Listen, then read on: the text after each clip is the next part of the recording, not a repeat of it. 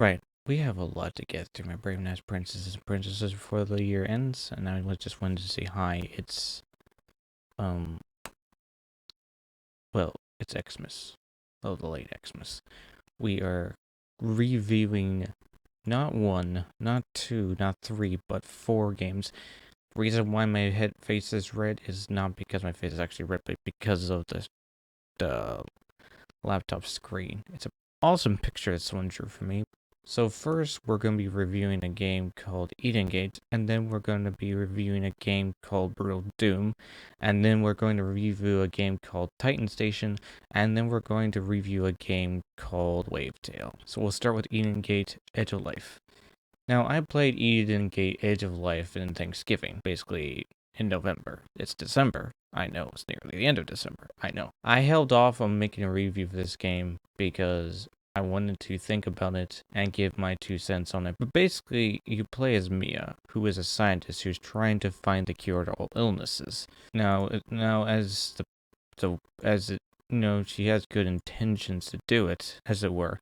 But the thing is that as she does it, things go horribly wrong. And not for the reasons you may think, but because of the fact that Mia's entire character, to understand her, her herself, you have to go back. This game does that, but does it in a weird way. It starts her in the present, waking up, and then eventually as you progress through the game, it'll take you to the past, where it explains, who she was all the way up to now. So we're going to actually go back to the past first. We're going to take this game, and this game is set up weirdly, kind of like Outlast 2. You're in the present, then you're in the past, then you're in the present, then you're in the past, and then you're in the present, and then you play some other character, and it doesn't make sense.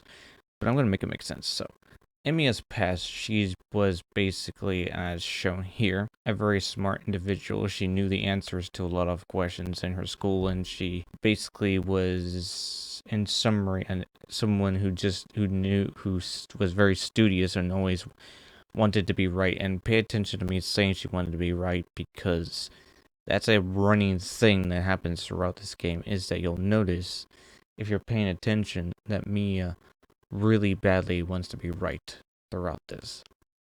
Now, Mia is so wrapped up in herself in her early life that she even questions why she should go to an awards ceremony. It's kind of sad to see, as seen here. Now it's time to finish it. If Mia Lawrenson is out there, please come to the auditorium. You're missing something very important, Mia.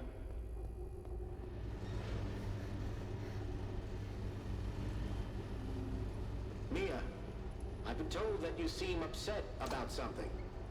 Whatever it is, now's not the time to act out. Everyone's waiting for you.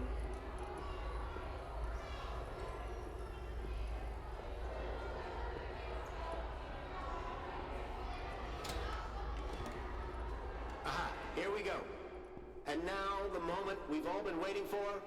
Will Mia Lawrenson please come to the stage?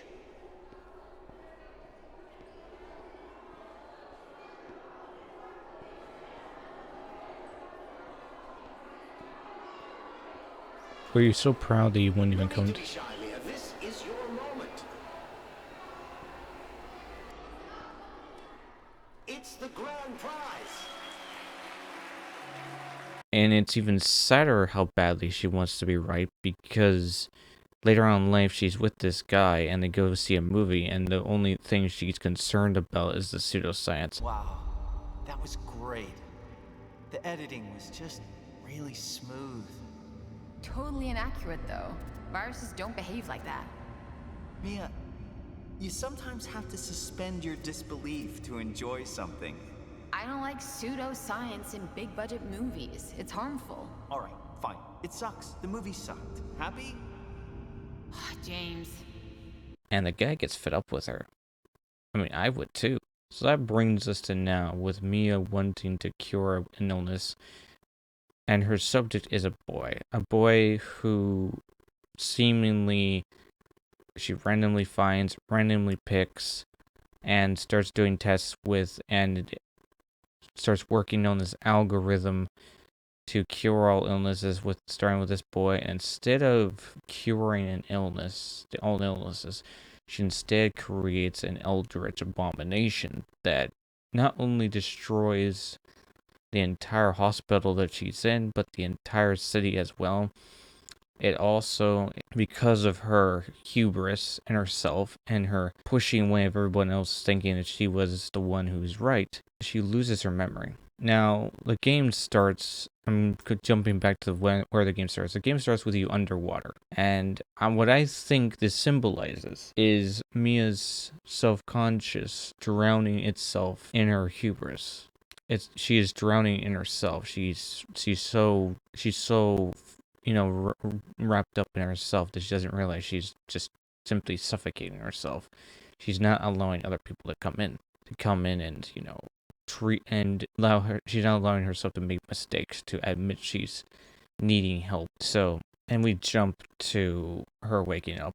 And as with most amnesiac stories where you find out about yourself, Mia finds out about herself and begins to piece together the fact that she basically screwed up. And in screwing up, created a monster. And this monster wants her to correct her mistake. And the way he wants her to is to basically take the cube it's guarding. And this cube is basically responsibility. That's what I think the cube represents. Is if he wants her to take the cube, and if she takes it, she's taking responsibility, and then everything is reversed, and she gets to go and basically undo what she did wrong, which was focusing just on herself and trying to figure everything out herself, and not letting others do the work, because there are other people in this game, there are other factors at work, there are people that are talking about her, and they don't like her, most of them. There are only two people in this game who really stand up for Mia. One is Mia's co-worker, and the other is her lover, who eventually leaves her. So, again, people were confused about this game. It comes down to the gameplay. There's not much. It's basically a walking simulator. It was a fun little game to play. It's short. It was made on the Unreal Engine 5, so it looks amazing. But at the end of the game, after realizing that Mia can't solve this problem by herself, she basically takes the cube from the boy after finding him and basically telling him she won't hurt him anymore. And by taking the cube, she goes back through time to try again. Not only that, but she also swims to the surface of the water. Her consciousness finally repents, as the word says, you know what, we're going to do the right thing this time. And she swims up and basically goes back to the Science Center, as it were, to try again, but this time to probably ask help of other people. That's my summary of Eden Gate. It's a short game. There are puzzles. They're pretty easy to solve. There's a bit of reading. But that's my take on it. You can take it or leave it. Next game, Brutal Minecraft, or Minecraft Brutal Doom, is a free mod on the ModDB store that you can go and get. It's a Russian mod, and how do I know that? Because the Russian version is the only one that works. The English version does not work. It has no sound, as shown here.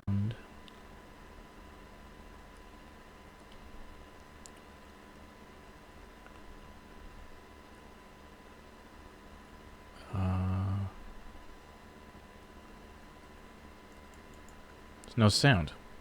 But that's fine, because I played a bit of this game. I did not finish this game because I rage quit it because it's way too difficult for me.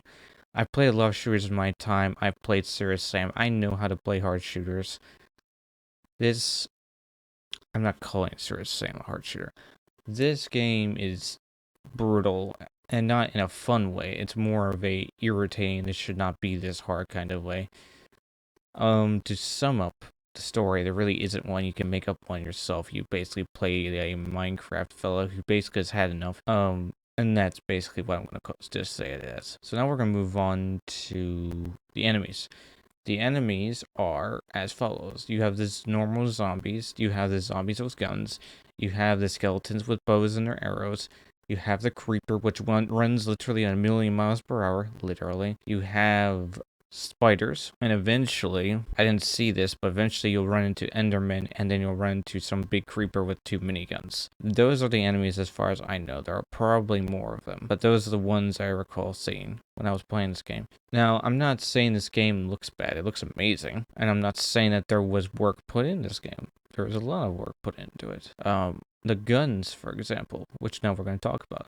You start with a sword, you also have your fists, you also have a pistol, which eventually can get 2 pistols, and if you hold down the trigger on the 2 pistols, they fire fast. Once again.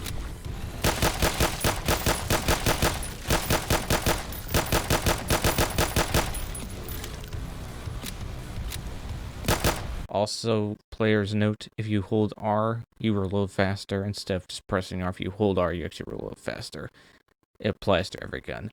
You get a shotgun, which you can either fire, or you can aim and fire it, or just fire it in general. It does the job. It's weak far away. It does the job up close, but to be fair to you, I do think it needs a bit more of a damage buff.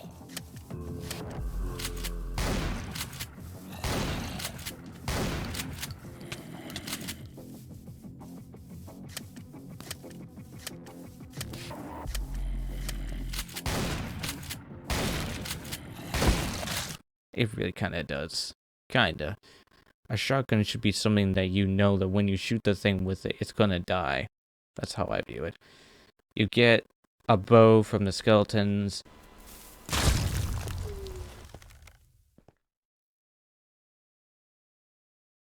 Okay.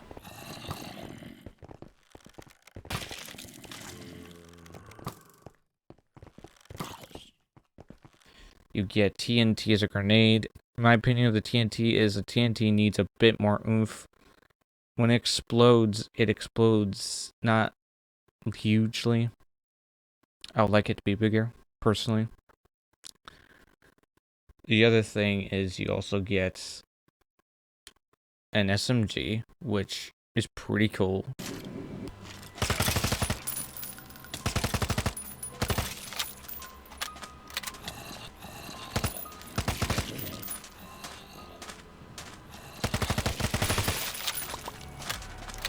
Grenade? Thank you.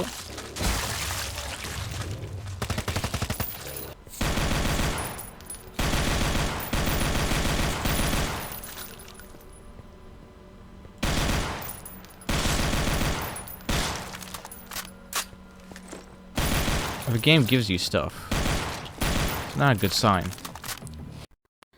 You get a double-barreled shotgun. Yes, please.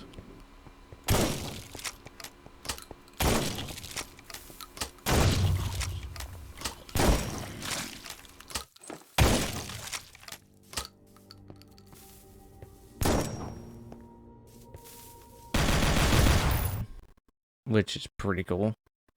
And there are also health items throughout the games that when you open these chests, you find health items, or you pick up health items, and that's how you get your health regen. So yeah, that's the guns. Now there are animations. If you press and hold R when the guns are loaded, the character will actually look at the gun or look to check if the shell is in the shotgun, spot. It's cool. It's a cool little attention to detail. Music does kick into this game at points, although sometimes it just gets quiet. If there's one thing I would love to have more of in this game, it is ammunition. I would like to have ammunition. More ammunition, please. That would be nice. Other than that, this game is pretty fun. If you're probably seeing all the footage, and it is fun. So now, when you see me next, it's going to be the next day, because I'm recording this at 11 at night, because I felt like it.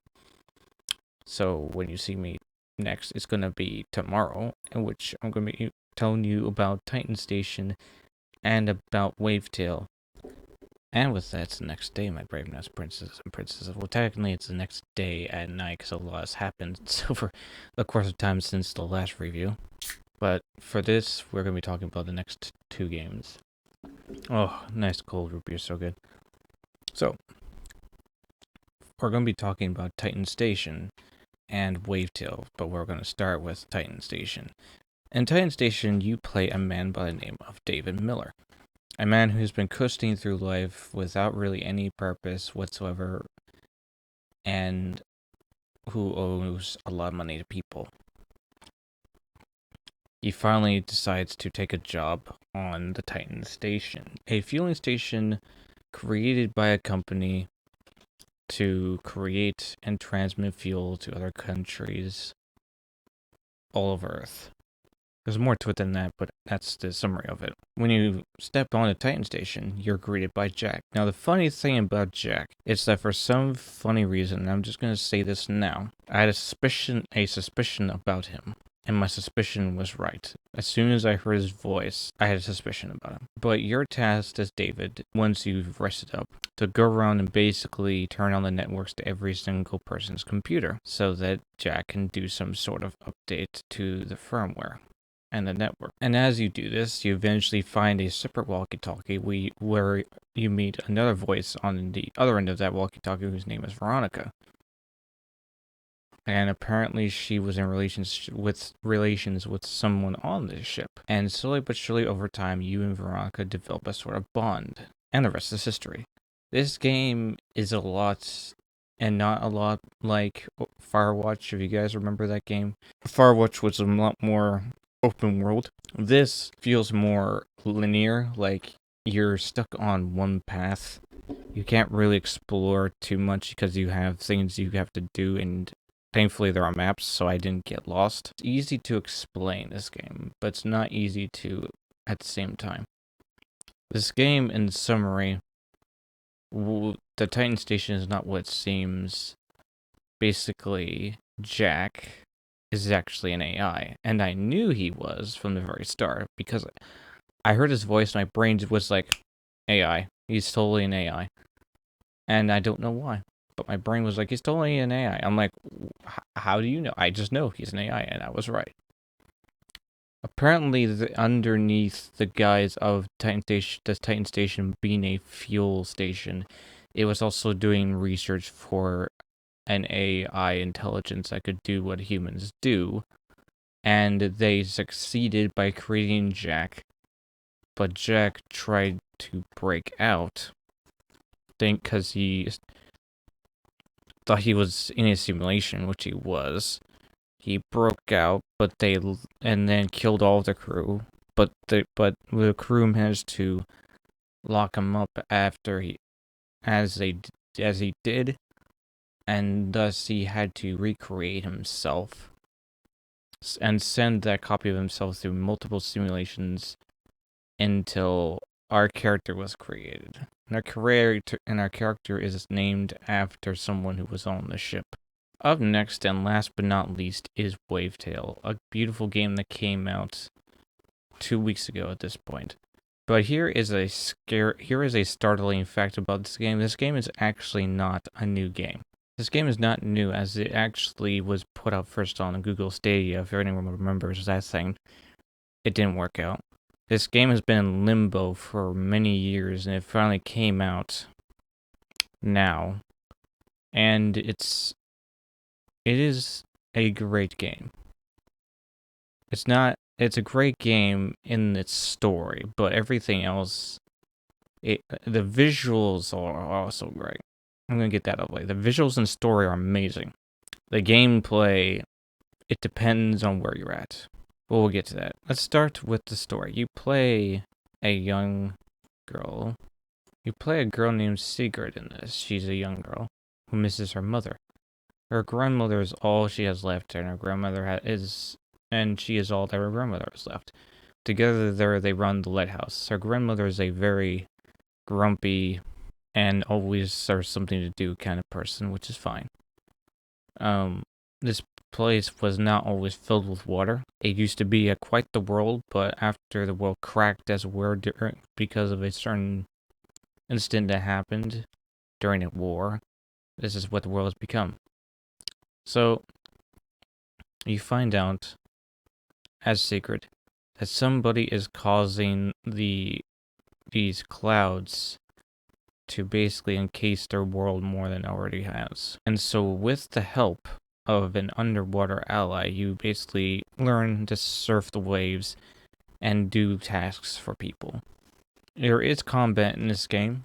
The combat consists of swinging, jumping, and slamming, and a heart attack. 3 different attacks, basically, and that's pretty much it. It gets kind of repetitive at times, but the story is basically the thing that keeps this game alive. It's a very family-oriented story about how you should cherish those you have around you, and if they want to know about something, don't keep it from them because you don't think they are too young to understand. Just tell them. They'll take it as they take it. Why can't I just do this? Grandma, No, I have to do this. When Iris was a kid, John always took care of the mushy stuff. But when he wasn't around anymore and we lost Iris, when it was just you and me, I didn't know how to handle my own feelings, much less yours. I put a roof over your head, fried some herring for dinner, and wiped your nose. But the rest, I just couldn't... I'm so sorry, Shrimpy. You didn't only feed me. You taught me how to use a wrench, and a hammer, and a blowtorch. Not sure you can say you've learned to use something when you've almost burned the house down with it a few weeks ago. You might be right about that. I guess we'll have to keep practicing. Both that and the mushy stuff. Yeah, that sounds nice. We're done. I hope you enjoyed this video. This is basically your present. Well, one of your presents, guys. There are going to be more coming. I have another game I need to finish tomorrow, which I will be finishing. So look forward to that. Besides that, that's pretty much it. Hope you enjoyed this video. This was a lot of work to put together. I know that I should have done this sooner, but I procrastinate, and sometimes I wonder if it's worth it, but I'm pushing myself for the end of the year and for all of your sakes. Because I care enough to. So leave a like and subscribe because it'll always learn for more. I'll see you on the next video. See ya.